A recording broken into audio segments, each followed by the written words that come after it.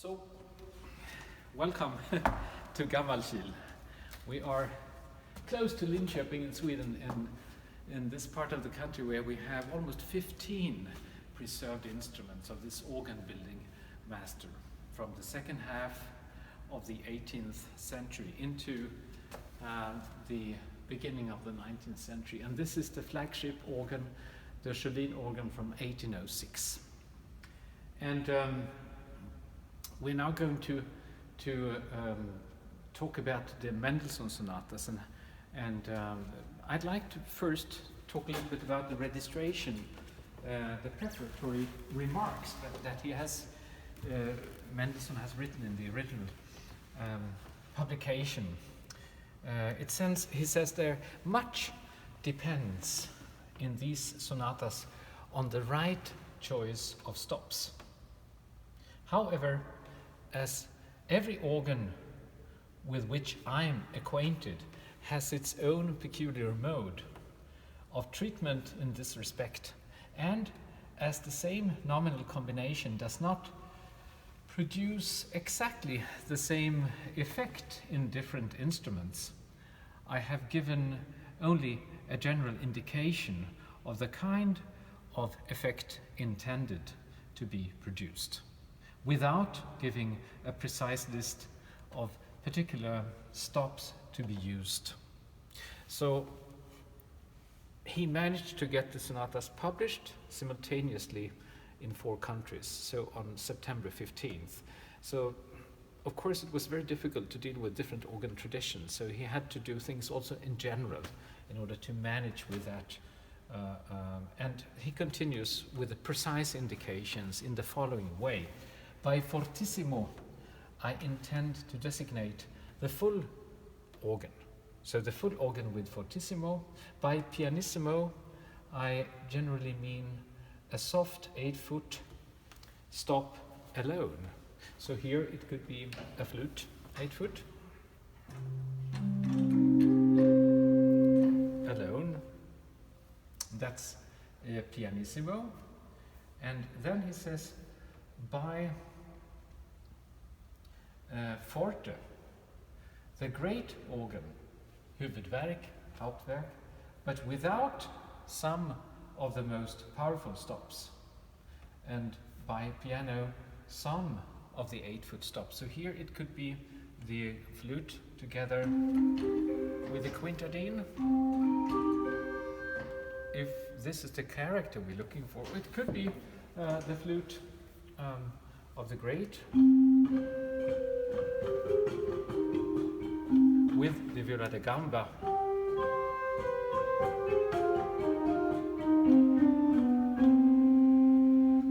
For example, so combination of more than 1 8-foot stops with this complementary kind of sounds for the piano and pianissimo, just one single 8-foot stop. Now, the full organ, that would be in great here, of course, the principal 8, the quintadine 16, the octave 4, the quint 3, the octave 2, the mixtures, and the trumpet.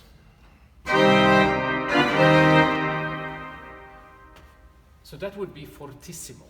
Now, forte, that would be without some of the loudest stops, and that would here be without the mixtures and the trumpet.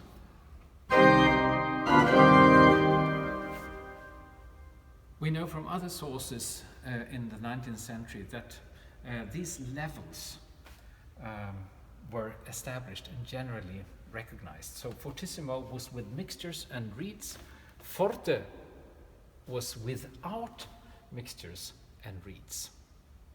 And then the other area of significance that people really paid attention to were the soft, intimate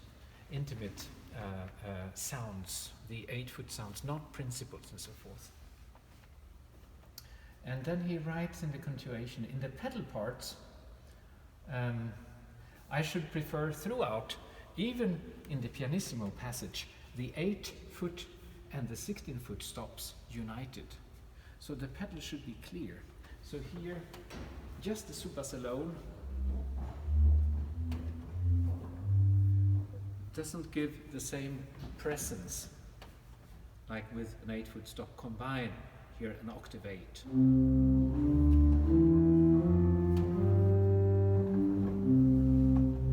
And in this organ the pedal is placed behind, so you can actually use this very well also with soft combinations. Anyway, he says 16 and 8 combined, except when the contrary is expressed specifically. And there are a few places, like in the 6th sonata, where he says just 8 foot in the pedal. And then he continues, it is therefore left to the judgment of the performer to mix the different stops appropriately to the style of various pieces, advising him, however, to be careful that in combining the stops belonging to two different sets of keys, two manuals, two divisions, the kind of tone in the one should be distinguished from that in the other. So we can hear the difference, but without forming too violent a contrast between the two distinct qualities of tone. So we can on one hand say there's not so much information, but on the other hand, with this type of instrument, exploring and figuring out where the soft sounds are, what kind of plane or what kind of foot organ and so forth we have, we know quite a lot actually.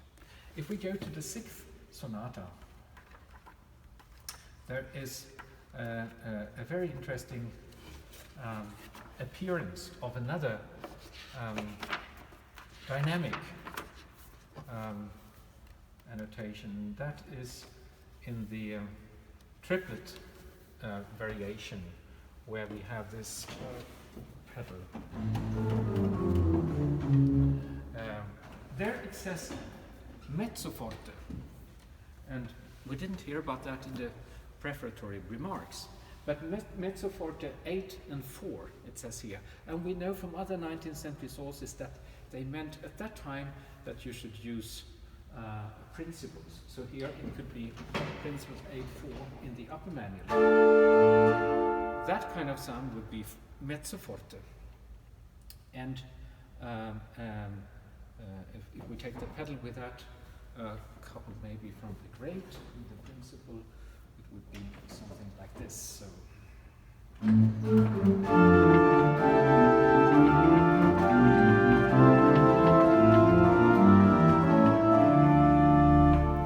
That's a mezzo forte. The mezzo piano would be not principals but 8-4, and that is something that we can find in one of the other sonatas. So it's been extremely interesting for me, inspiring to work my way through, based on these general indications with the instrument, to explore how you can find differentiation and different nuances according to the character of the different sonatas.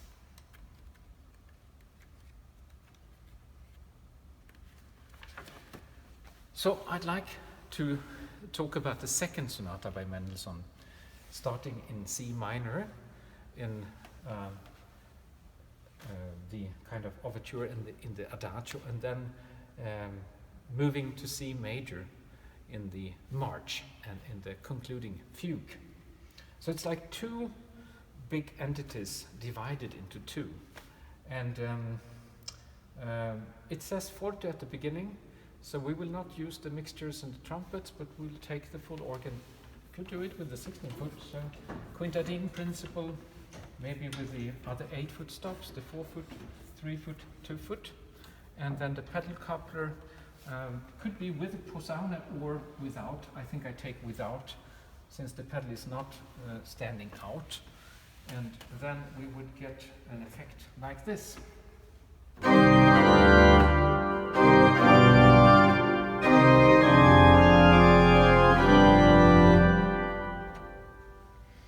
Very full sound, but kind of clear and balanced.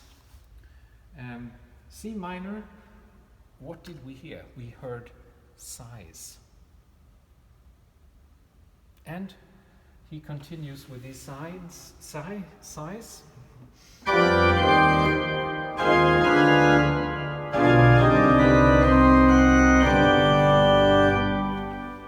Moving to the dominant, so that is the exordium, the introduction.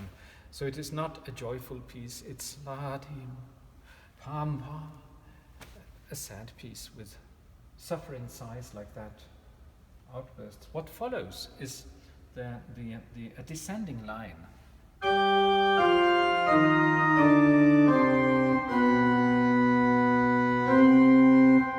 Moving down a minor sixth. But he starts it to make it a little more interesting.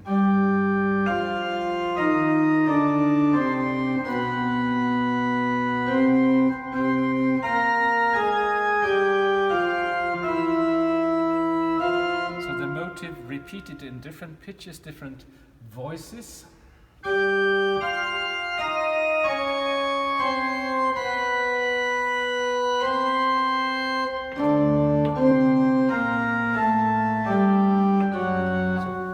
To G minor, to the dominant correctly here, and the motive that is contrasting, a kind of counter subject, is the size motive. So it sounds like this.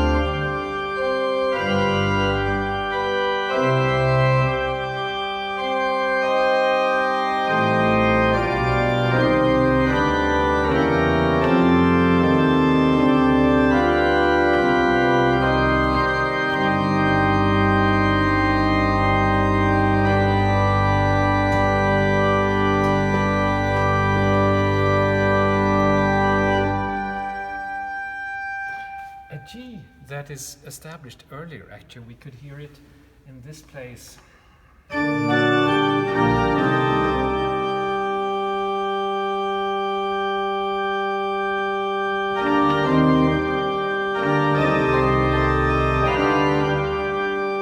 Staying all the time to the very end.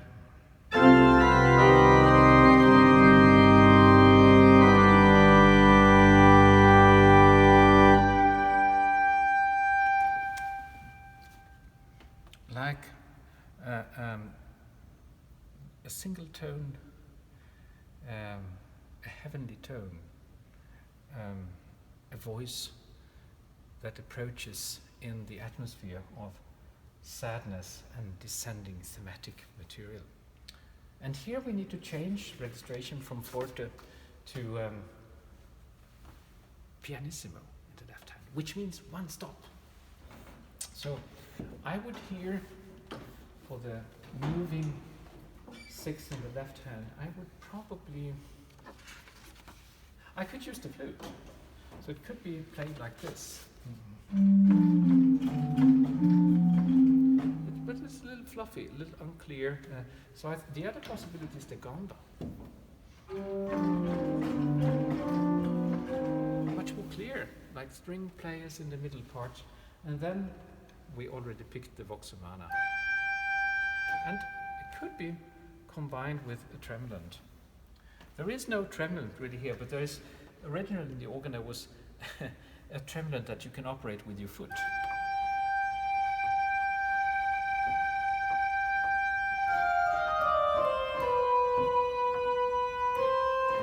But it's a little hard when I play with the pedal, so the tremulant that was added later to the organ is really quite beautiful and was added to some other instruments at the time, so we can enjoy it, I think, in this piece.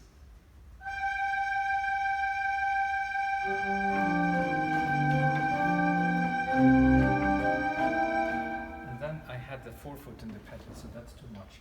We just take the principal 16 and octave 8. The open 16 foot with the 8 foot.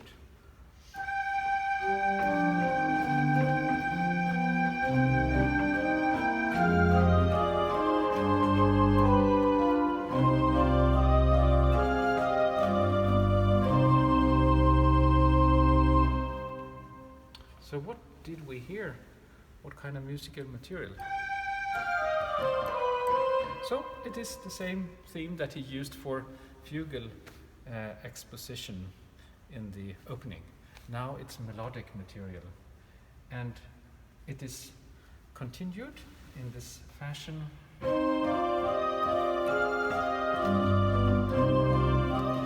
I should not have the pedal coupler. Better.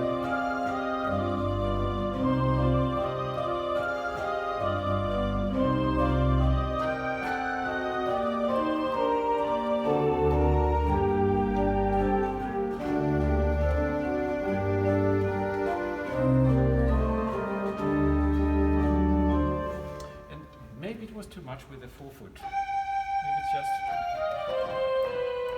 enough with that, you know. So what happened now was Mendelssohn moves to the tenor range.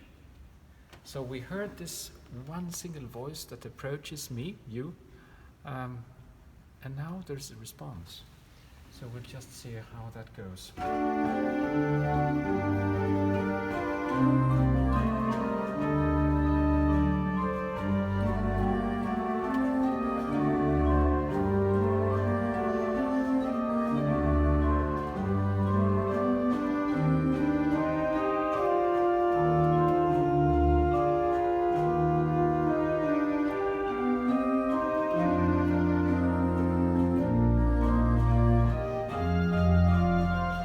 The soprano coming in response to this.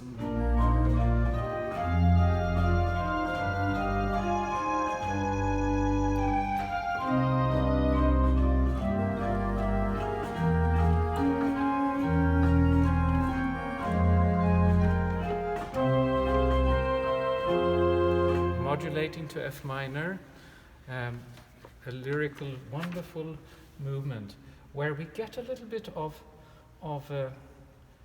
a connection at the end with two voices coming together. So in the repeat.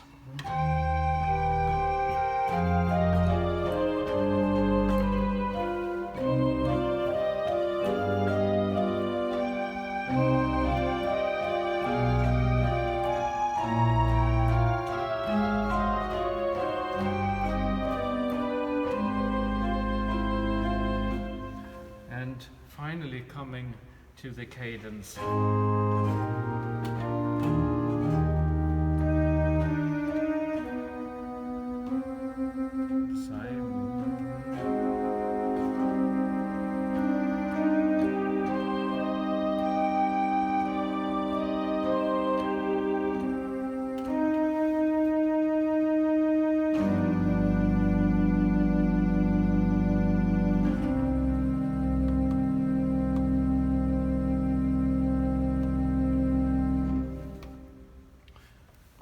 There is a sense of comfort, and then there is a strong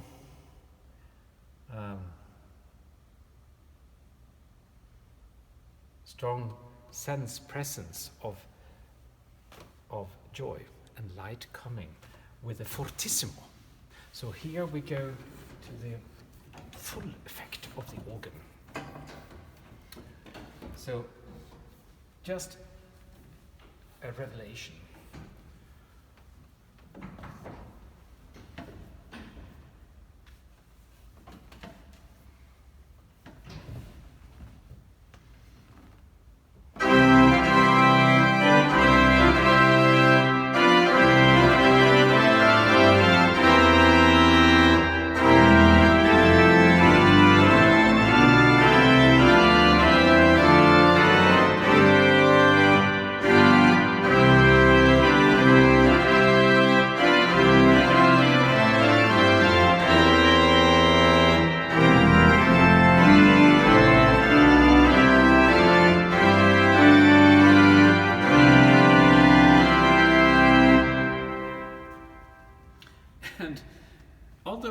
think so, or I never thought so at least, there is a clear connection between the thematic material. So what we heard in the previous movement, the descending sixth, is now here after an introduction.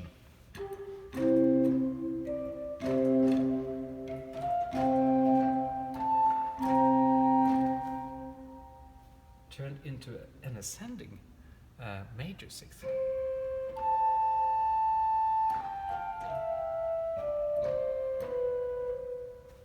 So our sadness, misery, melancholy maybe is turned into a really strong joy. Not without a bit of struggle. So after this march kind of entrance, he continues like this.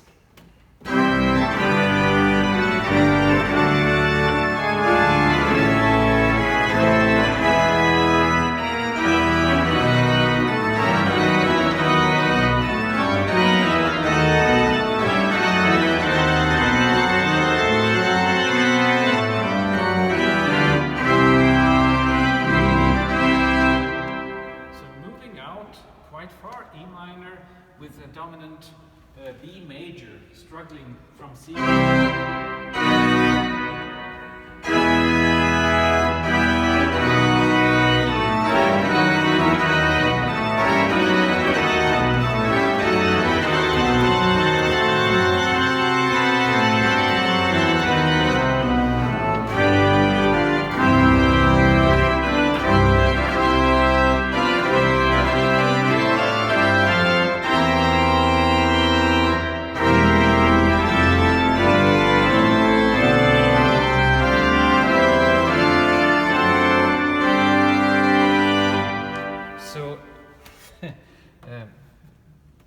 Very emotional, joyful, and strong dynamic piece. And here, it's hard to resist to give even more to the instrument with this response from the wind. I don't know if you thought about it, but for me, when I play, there's a three-dimensional kind of response from the instrument.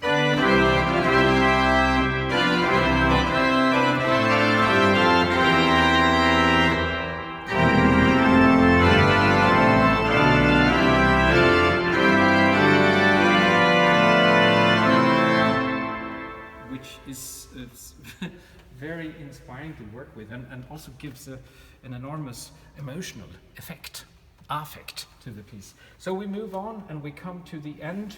He's building up with modulations.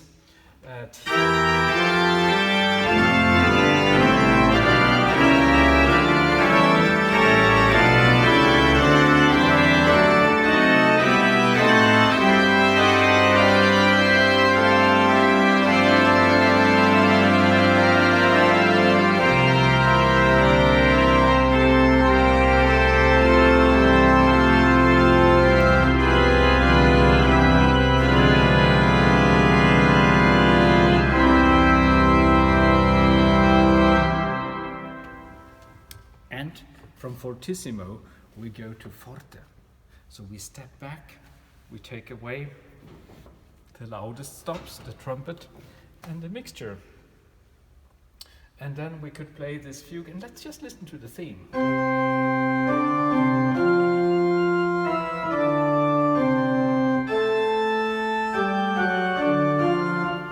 So again, we had this ascending instead of descending. We are in major, and with a major sixth.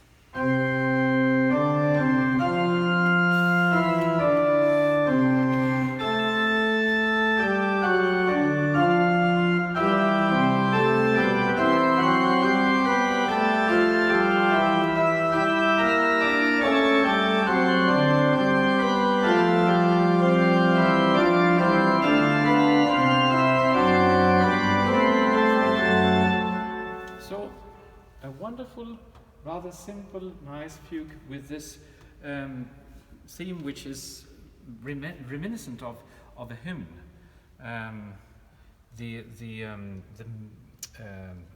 The moan is ascending, so it's a very positive and maybe text talking about also the resurrection of Christ. And the fugue has after its first exposition an eighth note movement coming in. So it's like a second theme that is then treated, and then is a kind of development section, we could say modulation, and then a return of the first theme. So you can play it, it is forte all the way through, the registration like this, maybe with a posaune, like we had now prepared for in the pedal. But what is also possible, since it is a typical crescendo fugue of the time, is to step back a little bit further than forte, to make a forte which is with principles probably, but a little bit softer. So I could take, if I do the following, it's more like mezzo forte, going back a little bit, taking the 8-foot flute and with the gamba, with the octave 4, and then prepare in the second manual, because if you want to do a more, like Mendelssohn was described to do something, it's a more modern way of registering, using the organ more like an orchestra, then you could prepare for moving between the manuals like this. So this is just one of the possibilities you discover when you work here. So flute, gamba, octave 4, and then prepared flute 8 with principal 4, a step up, and in the pedal we have prepared with the flute stops. 16, 8, and 4 without coupler. So if I start there, it would be more of a contrast with the fortissimo.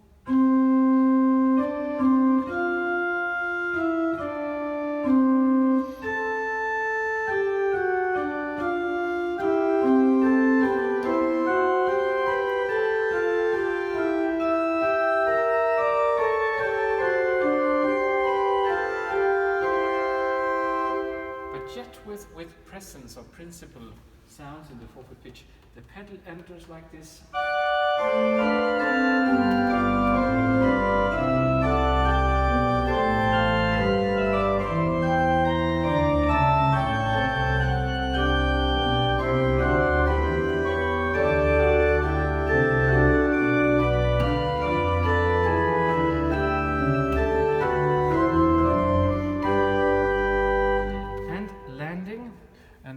Prepared the flute 8 with the principal 4, so it will sound like this. And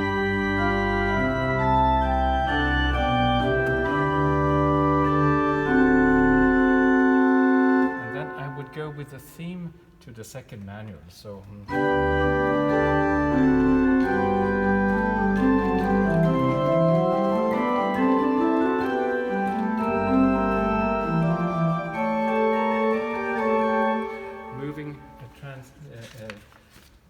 when the theme kind of comes up, the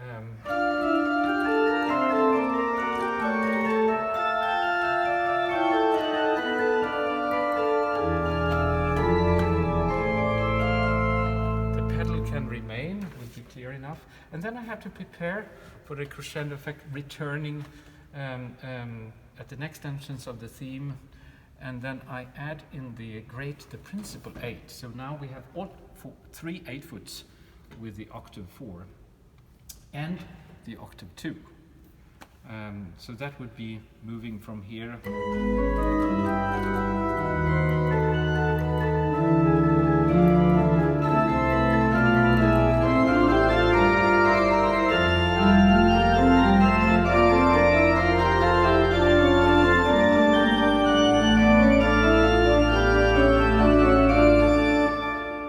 Comes the theme in the pedal. So here I add the pedal coupler, and then I prepare to take the 16-foot with the quint for the next modulation of the theme in the pedal. So it will sound like this first. Then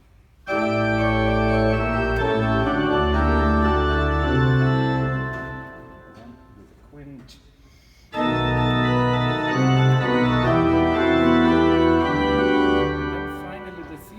Why not with the Dulcian 8 in the pedal?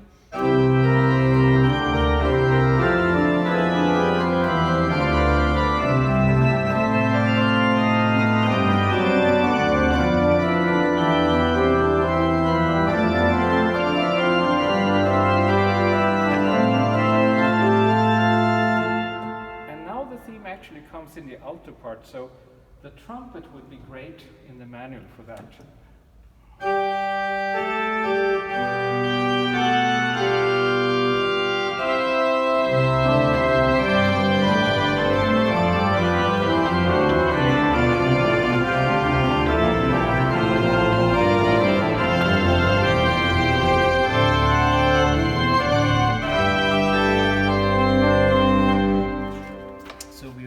Pedal point. Theme appears, of course, in the upper part, and the pedal point stays, and then comes a movement in the bass with a Posaune.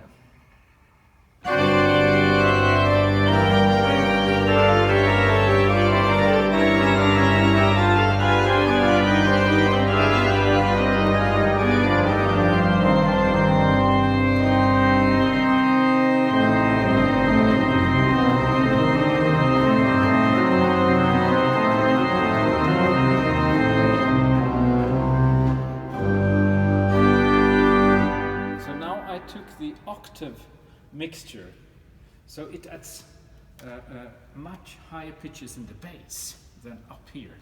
A richness in sound that works very well when the theme enters in the pedal.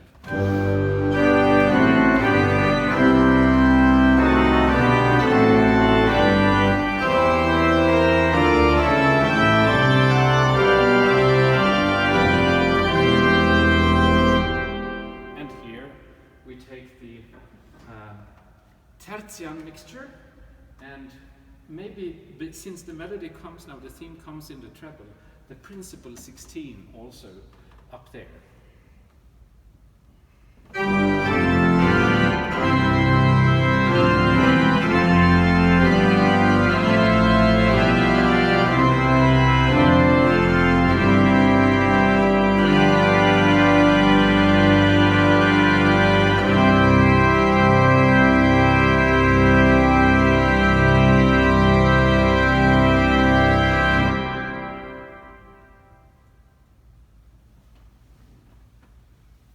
Real magnificent and joyful ending. In the overall form of the piece, I think with this going from melancholy, sadness to the outburst of joy, but also with a sense of struggle in the march, and then this fugue that comes out of that attacca, a build-up like this is quite convincing with the texture of the music. And like in the fifth sonata, Mendelssohn, in a manuscript prepared for many manual changes, a kind of orchestral treatment of the organ. In the final print, there was not a sign of that. So I think there are different ways, certainly for us, that we can feel comfortable with interpreting the sonatas and this last movement like a crescendo fugue, like in the third sonata where it's clearly stated there should be a crescendo and an accelerando as the fugue goes. And there we also have a second theme, a faster moving theme. So a couple of reasons to consider this, and certainly I think it's very joyful to do it and feels very natural here in Gammalkil on the Schiörlin organ.